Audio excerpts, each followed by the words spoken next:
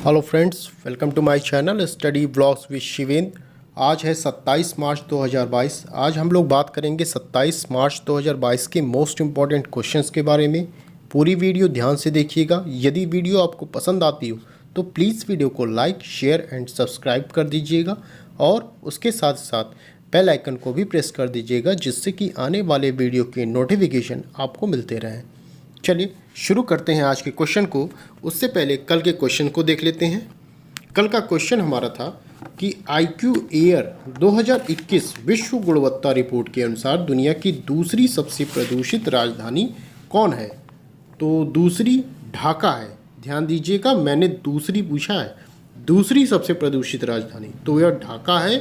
और पहली कौन है? तो वह पहली नई दिल्ली है। ओके, नेक्स्ट क्वेश्चन है, हाल ही में जारी ग्लोबल हाउस प्राइस इंडेक्स में पहले स्थान पर कौन है? तो पहले स्थान पर न्यूजीलैंड है। चलिए आज के क्वेश्चंस को देख लेते हैं। आज का पहला क्वेश्चन है जो ये मोस्ट इम्पॉर्टेंट है। उत्तर प्रदेश के उप मुख्यमंत्री के रूप में किसने शपथ ग्रहण की? याद रखिएगा, दो लोगों ने उप मुख्यमंत्री के रूप में शपथ ग्रहण की है। पहला नाम केशव प्रसाद मौर्य हैं और दूसरे ब्रिजेश पाठक हैं। देखिए, केशव प्रसाद मौर्य जो है वो पहले भी उप मुख्यमंत्री थे, ठीक है, और इस बार भी वो उप मुख्यमंत्री बने हैं। ब्रिजेश पाठक नए आए हैं, ये पहली बार यहाँ पे बन रहे हैं। तो योगी आदित्यनाथ की बात की जाए तो ये अपने दूसरे कार्यकाल के लिए यूपी के मुख्यमंत्री के रूप में इन्होंने शपथ ग्रहण किया है। अच्छा, योगी आदित्यनाथ के बारे में एक चीज़ और जानिएगा कि योगी आदित्यनाथ पिछले 37 साल में लगातार दूसरी बार यूपी के मुख्यमंत्री बनने वाले पहले व्यक्ति बने हैं।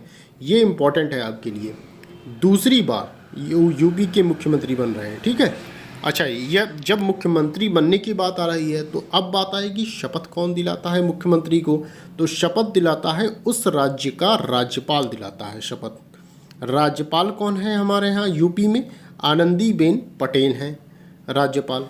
अब देखिए, शपथ की बात आ रही है तो हमें थोड़ा सा अपने भारतीय संविधान में भी जाना चाहिए। संविधान के तहत शपथ का प्रावधान कहाँ किया गया है? तो तीसरी अनुसूची में शपथ का प्रावधान किया गया है। ये याद रखिएगा, ये भी क्वेश्चन पूछा जा सकता है आपसे कि शपथ का प्रावधान किस अनुसूची में किया गया है? तो तीसरी अनुसूची में किया गया है शपथ का प्रावधान। अच्छा देखिए, बीजेपी ने 403 में से 274 सीटें हासिल की थी, ये भी पता रहे। कुल सीट कितनी थी ये पता रहे, और कितनी सीटें उन्होंने प्राप्त की हैं ये भी पता रहे, ठीक है। अब देखिए, यूपी की बात हो रही है तो यूपी के संबंध में थोड़ा सा बात कर लेते हैं। यूपी में 8 राज्यों व एक केंद्र शासित प्रदेश से अपना बॉर्डर शेयर करता है। कितने राज्यों? 8 राज्य प्लस 1 केंद्र शासित प्रदेश से अपना बॉर्डर शेयर करता है। यह सबसे ज़्यादा राज्यों से अपना बॉर्डर शेयर करता है। वो राज्य कौन कौन से हैं? MP, छत्तीसगढ़, झारखंड, बिहार, उत्तराखंड, हिमाचल प्रदेश, हरियाणा, राजस्थान। और एक केंद्र शासित प्रदेश है, वो कौन है? दिल्ली है। राजधानी क्या है? लखनऊ है। मुख्यमंत्री योगी आदित्यनाथ फिर दोबारा बने हैं ये CM यूपी के। राज्यपाल कौन है? आनंदीबेन पटेल हैं। मुख्य न्यायाधीश राजेश बिंदल हैं। झीलों की बात की जाए तो रामगढ़ ताल है, गोविंद वल्लभ पंत सागर है, मोती झील यूपी की इम्पोर्टेंट झीलें हैं। नेशनल पार्क की बात की जाए तो दुधवा राष्ट्रीय उद्यान, नवाबगंज पक्षी अभयारण्य, पीलीभीत टाइगर रिजर्व यहाँ के नेशनल पार्क हैं। लोक नृत्य की बात की जाए तो चरकुला, नौटंकी, रासलीला, रामलीला यहाँ के लोक नृत्य हैं। चर्चित स्थल की बात की जाए तो आगरा, वाराणसी, प्रयागराज, मथुरा यहाँ के चर्चित स्थल हैं। कुल जिले कितने हैं यूपी में? तो 75 हैं। विधानसभा कितनी है? 403 हैं, अभी हमने बताया आपको। लोकसभा की सीट कितनी है? 80 है। विधान परिषद कितने हैं? 100 हैं। राज्यसभा की सीट कितनी? 31 है। आपको ये पता होना चाहिए कि जब आपसे पूछा जाए कि पूरे राज्य में सबसे ज़्यादा लोकसभा की सीट कितनी है, किसकी है, तो यूपी की आप बताएंगे। और किसकी विधानसभा की सीट सबसे ज़्यादा है? तो यूपी की है, 403। ठीक, तो ये तो हुआ यूपी के बारे में। चलिए नेक्स्ट क्वेश्चन देख लेते हैं। विंग्स इंडिया 2022 कार्यक्रम का आयोजन कहाँ किया गया? तो विंग्स इंडिया 2022 कार्यक्रम का आयोजन हैदराबाद में किया गया। अब यह किसके सहयोग से किया गया? तो यह फिक्की के सहयोग से किया गया है। अब देखिए, केंद्रीय नागरिक उड्डयन मंत्री कौन है हमारे यहाँ? तो आपको पता होना चाहिए, ज्योतिरादित्य सिंधिया हैं, केंद्रीय नागरिक उड्डयन मंत्री हैं यहाँ के। अब चूंकि हैदराबाद आया है तो इसके बारे में थोड़ा सा जान लेते हैं। आपको पता होना चाहिए कि तेलंगाना की राजधानी जो है वो हैदराबाद है, और तेलंगाना जो है आंध्र प्रदेश से कब अलग हुआ है? 2014 में यह अलग हुआ है। हैदराबाद के विषय में कुछ इम्पोर्टेंट चीज़ें हैं, उसको भी आप जान लीजिए। हैदराबाद अभी देखिए सबसे बड़ा बैट लॉन्च किया है हैदराबाद ने। अभी हाल ही में स्टैच्यू ऑफ इक्वलिटी का उद्घाटन हुआ है वहाँ पर। भारत का पहला डॉग पार्क लगाया गया है हैदराबाद में। यहाँ के मुख्यमंत्री की बात की जाए तेलंगाना के, तो के चंद्रशेखर राव हैं। झीलों की बात की जाए तो हुसैन सागर, निजाम सागर, भद्रकाली झील है, यहाँ की इम्पोर्टेंट झीलें हैं। चर्चित स्थल की बात की जाए तो चार मीनार, गोलकुंडा का किला, बिरला मंदिर यहाँ के चर्चित स्थल हैं। चलिए नेक्स्ट पॉइंट देखते हैं। देवेंद्र झाझड़िया किस पुरस्कार से प्राप्त होने वाले पहले पैरा एथलीट खिलाड़ी बन गए हैं? तो देवेंद्र झाझड़िया पद्म भूषण पुरस्कार प्राप्त करने वाले पहले पैरा एथलीट खिलाड़ी बन गए हैं, क्योंकि अभी तक जो भी खिलाड़ी हुए हैं पैरा एथलीट के अंतर्गत वो पद्मश्री तक ही थे, उससे ऊपर नहीं गए। मगर ये पहले खिलाड़ी ऐसे बन गए जिन्होंने पद्म भूषण पुरस्कार प्राप्त किया। ठीक है, यह भारत पद्म भूषण पुरस्कार जो है यह भारत का तीसरा सर्वोच्च नागरिक सम्मान है, ये भी पता होना चाहिए। पहला कौन सा है? भारत रत्न है। दूसरा कौन? पद्म विभूषण है। तीसरा पद्म भूषण। ठीक है, इसके बाद आता है पद्मश्री। चलिए इसी में नेक्स्ट पॉइंट है कि अवनी लेखरा, आपको पता होगा इनका नाम, बहुत ही फेमस है। अवनी लेखरा जो कि पैरा शूटर है, को भी पद्मश्री पुरस्कार से सम्मानित किया गया है। ये भी पॉइंट याद रखिएगा आप। चलिए इसी में और पॉइंट है अवनी लेखरा से संबंधित। अवनी लेखरा जो है एक ही खेलों में 2 पैरालंपिक पदक जीतने वाली पहली भारतीय महिला हैं, ये याद रखिएगा। और साथ ही साथ पैरालंपिक स्वर्ण अर्जित करने वाली भी पहली भारतीय महिला हैं। ठीक है, चलिए नेक्स्ट पॉइंट देखते हैं। गवर्नर ऑफ द ईयर 2022 का पुरस्कार किसे मिला है?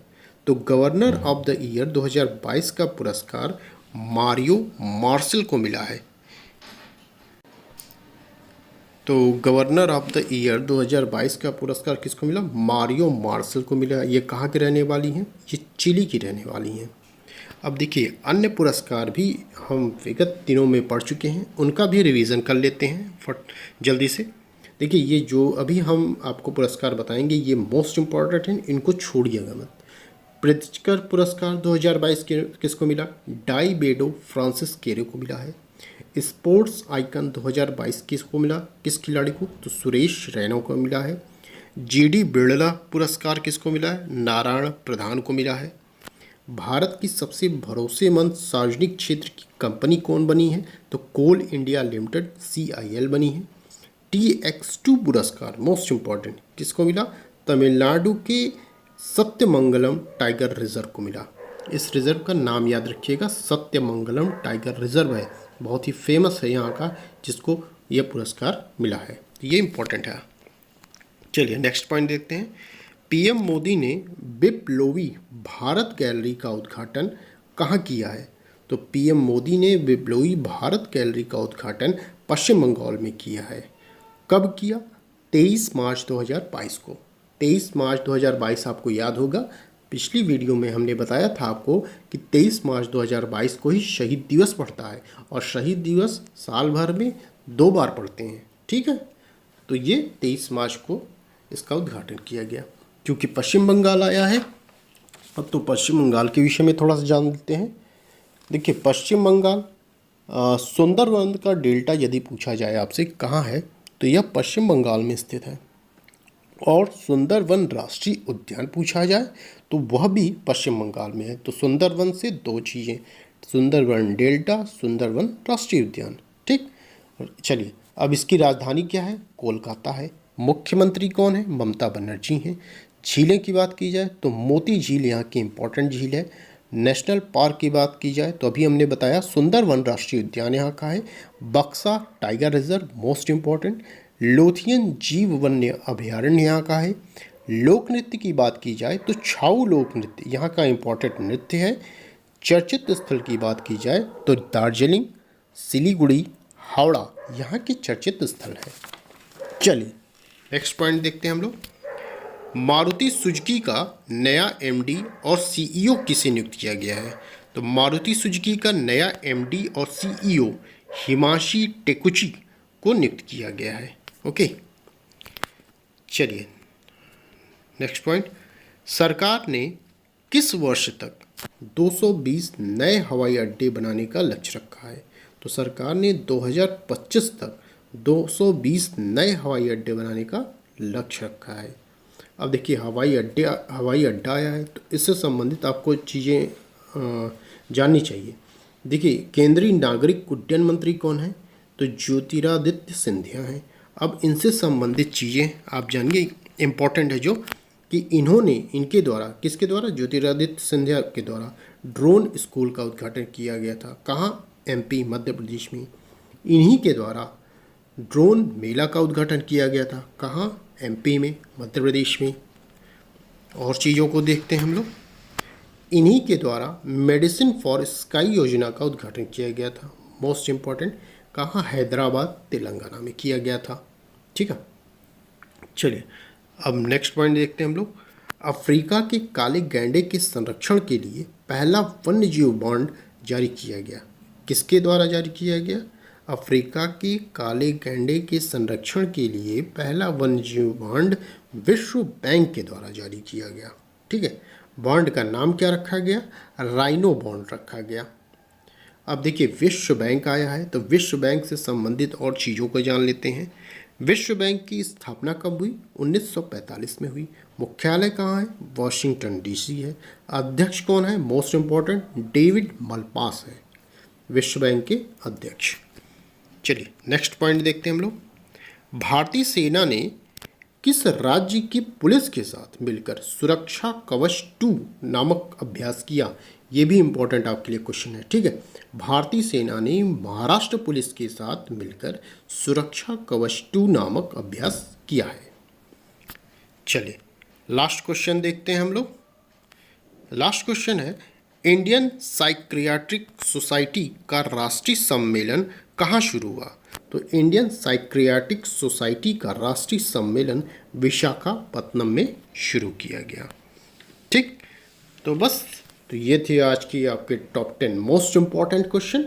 आई होप आपको वीडियो पसंद आई होगी। यदि वीडियो पसंद आई हो तो प्लीज़ वीडियो को लाइक, शेयर एंड सब्सक्राइब कर दीजिएगा और साथ ही साथ बेल आइकन को भी प्रेस कर दीजिएगा जिससे कि आने वाले वीडियो के नोटिफिकेशन आपको मिलते रहें। चलिए आज के क्वेश्चंस को देख लेते हैं। जीआई टैग कितने वर्षों के लिए मान्य होता है? आपके ऑप्शन है 5 वर्ष, 15 वर्ष, 9 वर्ष और 10 वर्ष।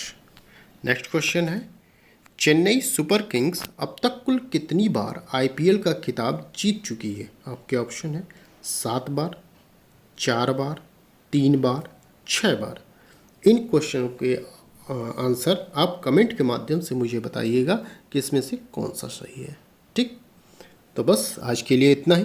अच्छा, एक चीज़ और बताना था मुझे कि अपने जो डेली करंट अफेयर्स की वीडियो मैं ला रहा हूँ उसमें मैं कुछ और संशोधन करना चाह रहा हूँ और कोशिश करूँगा कि जो पिछले जैसे मैं आज करंट अफेयर बता रहा हूँ तो इससे एक दिन पहले का जो करंट अफेयर है उसको रिवाइज़ कर लिया जाए।